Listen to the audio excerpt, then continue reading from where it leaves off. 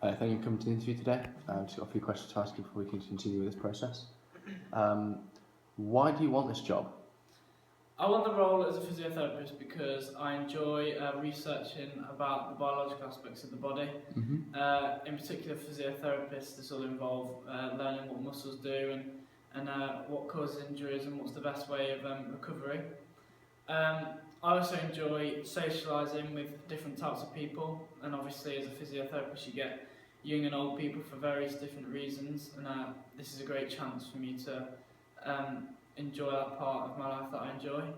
I also feel that the role of a physiotherapist is very rewarding in that I can help people get over critical injuries, such as say if someone had a really bad accident in that they couldn't walk or were struggling to walk, and I was able to get them through that stage of their life.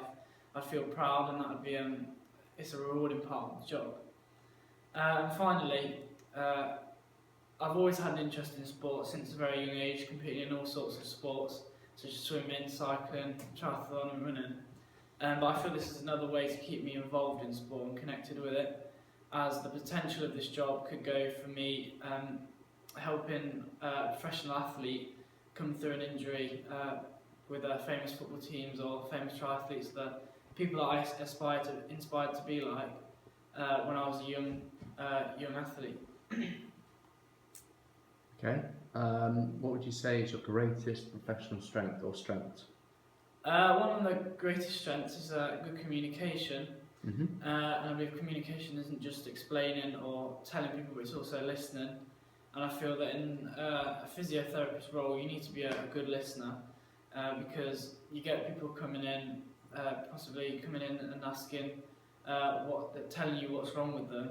And if you don't listen to that, then you could be trying to help them out with something completely that isn't helping them at all.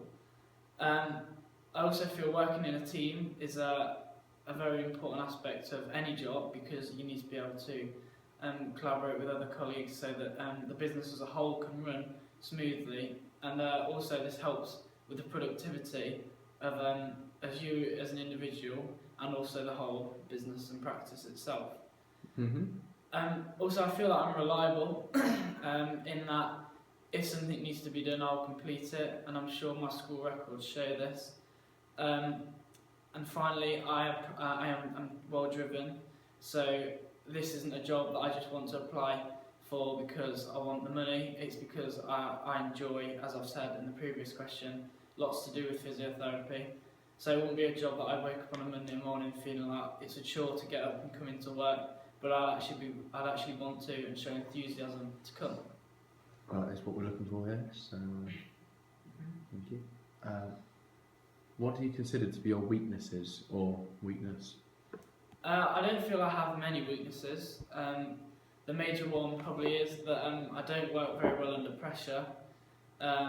So, for example, in schoolwork, I'm probably better at writing assignments over doing exams.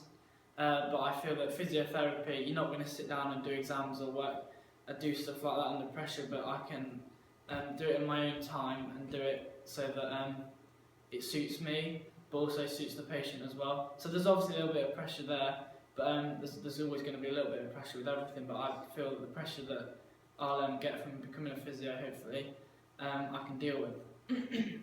Okay. Would you tell me a challenge or a conflict you faced at work, and how you actually dealt with that? Well, at the moment I am a qualified referee, which is what I'd class as my work at the moment.